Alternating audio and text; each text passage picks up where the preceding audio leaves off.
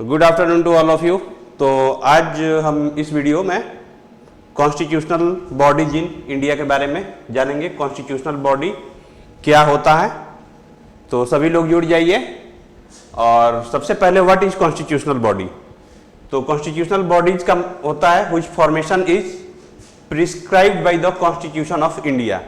यानी जो भी कॉन्स्टिट्यूशनल बॉडीज है इसका मेंशन किस में है, कॉन्स्टिट्यूशन ऑफ इंडिया में। ठीक है, so it is non as constitutional body.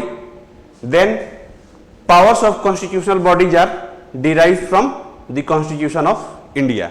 Power constitutional bodies को कहां से मिलता है, तो कॉन्स्टिट्यूशन ऑफ इंडिया से। And in order to change the power and function, constitutional bodies के पावर या फंक्शन में कोई भी चेंज करना हो तो generally a constitutional amendment is required, right? So this is about constitutional bodies. Constitutional bodies क्या होता है, तो पहला power is derived from the constitution of India. और इनके पावर फंक्शन में कोई भी चेंज करना हो तो हमें क्या करना होगा, generally a constitutional amendment is required, right. अब हम important articles in the constitution related to constitutional bodies पढ़ेंगे।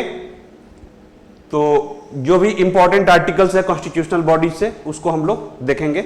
इस पूरे वीडियो में हम लोग सारे कॉन्स्टिट्यूशनल बॉडीज को कवर करेंगे, उनके पावर को, उनके फंक्शन को। तो पहला है आर्टिकल 76। आर्टिकल 76 बात करता है attorney general of India. So attorney general of India क्या होते हैं, attorney general of India is the highest law officer in the country. तो कंट्री के हाईएस्ट लॉ ऑफिसर होते हैं और he is appointed by the president of India. अगर वही फंक्शन की बात करें तो इनका फंक्शन क्या होता है, गवर्नमेंट को, सेंट्रल गवर्नमेंट को जनरली लीगल मैटर्स में एडवाइस करना इनका मेन फंक्शन है। अगर एलिजिबिलिटी की बात की जाए तो ही must be qualified enough to be appointed as जज ऑफ द सुप्रीम कोर्ट। इनका क्वालिफिकेशन इतना मिनिमम होना चाहिए ताकि ये सुप्रीम कोर्ट के जज अपॉइंट हो सके, तो मिनिमम क्वालिफिकेशन है। एंड टेन्योर की बात की जाए तो no fix tenure and ground of removal भी है, it is not mentioned in the constitution. तो अटॉर्नी जनरल ऑफ इंडिया का कोई फिक्स टेन्योर नहीं है और ग्राउंड ऑफ रिमूवल भी कॉन्स्टिट्यूशन में मेंशन नहीं किया हुआ है। वही स्टेट की बात करें तो स्टेट में होते हैं एडवोकेट जनरल, और एडवोकेट जनरल कौन से आर्टिकल में मेंशन है, तो article 165 of the Indian constitution talks about advocate general of state.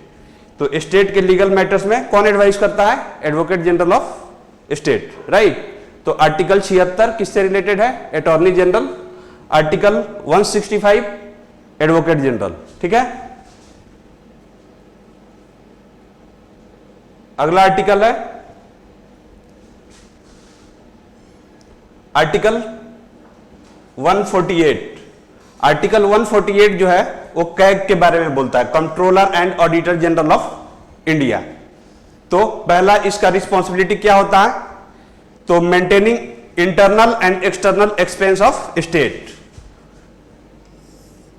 And union government.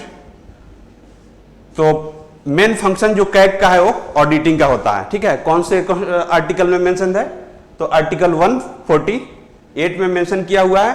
He is also appointed by president of India और इनका जो टेन्योर होता है जनरली 6 इयर्स और 65 years of age, whichever is earlier. वही अगर function की बात की जाए तो ये मैनेज करते हैं consolidated fund of India, contingency fund of India and public accounts. तो इन शॉर्ट अगर बोला जाए तो कैग का मेन काम है किसका, ऑडिटिंग का। ऑडिटिंग मेन काम है कैग का।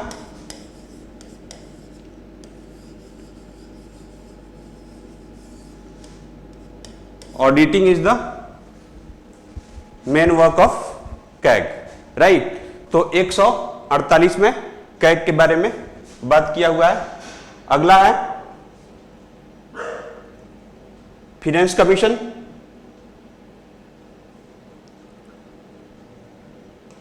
Article 280 of the Indian Constitution talks about finance commission. और फिनेंस कमीशन का मेन काम क्या होता है? To maintain healthy financial relation between centre and state. तो सेंटर और स्टेट के बीच में जो भी फिनेंशियल एलोकेशन होता है वो रिकमेंड किया जाता है फिनेंस कमीशन के द्वारा। allocate the revenue resources among the union and state government। और फिनेंस कमीशन जो होता है एक चेयरमैन एंड 4 अदर्स मेंबर्स से का बॉडी है जिसमें they all are appointed by president of India. तो आर्टिकल 280 फिनेंस कमीशन की बात करता है। वही अगला है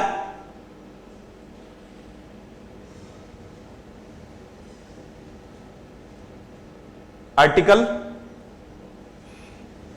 315 से 323 तक। आर्टिकल 315 से 323 बात करता है union public service commission and state public service commission, part 14 of the Indian constitution, right. So members of UPSC are appointed by president, whereas state public service commission के जो मेंबर्स होते हैं they are appointed by the governor of the state. तो UPSC के members को कौन appoint करता है? प्रेसिडेंट। वही स्टेट पब्लिक सर्विस कमीशन में कौन अपॉइंट करता है? तो गवर्नर जो होते हैं स्टेट के वो करते हैं। वही अगर यूपीएससी के मेंबर्स की टेन्योर की बात की जाए तो इट इज 6 ईयर और 65 years of age whichever is earlier. और वही स्टेट पीसीएस की बात की जाए तो स्टेट पब्लिक सर्विस कमीशन की तो 6 ईयर्स और 62 ईयर्स ऑफ एज, इसमें एज 3 साल कम है, ये ध्यान आपको देना है, राइट। मेन पर्पस क्या होता है यूपीएससी और स्टेट पब्लिक सर्विस कमीशन का? तो main purpose is to conduct free and fair examination at central and state level respectively, right. तो आर्टिकल 315 से 323 तक बात करता है UPSC and state public service commission. Next one is election commission of India, जो article 324 में mention है। तो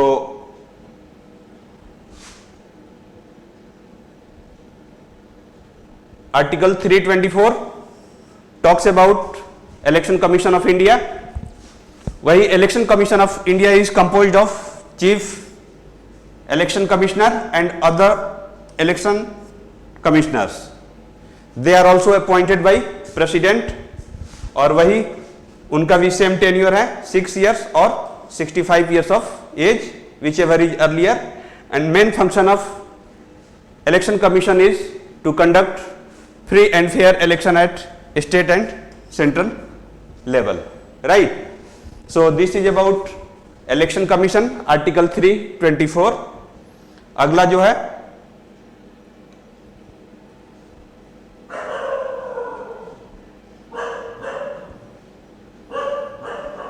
national commission for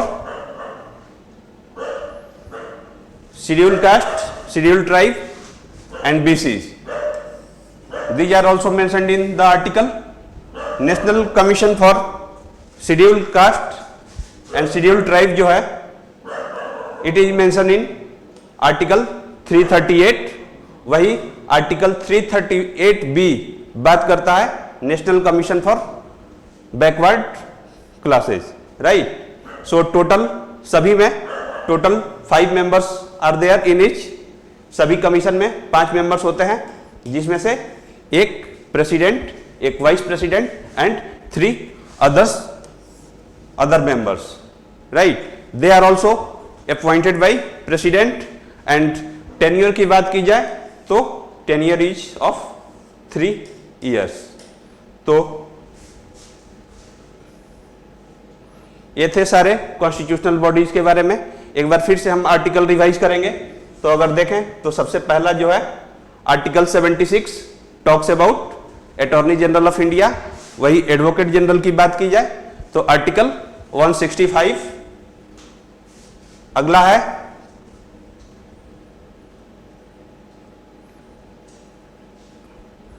CAG, controller and auditor general of India, article 148। Finance commission, article 280। Then union public service commission and state public service commission, article 315 to 323। Election commission की बात की जाए तो article 324, और national commission for एससीज, STs and BCs की बात की जाए तो आर्टिकल 338 एंड 338 बी। तो आई होप आपको ये वीडियो अच्छा लगा होगा। तो ऐसे ही वीडियो से जुड़े रहने के लिए चैनल को लाइक, शेयर एंड सब्सक्राइब करें। That is all for today. Thank you, have a nice day.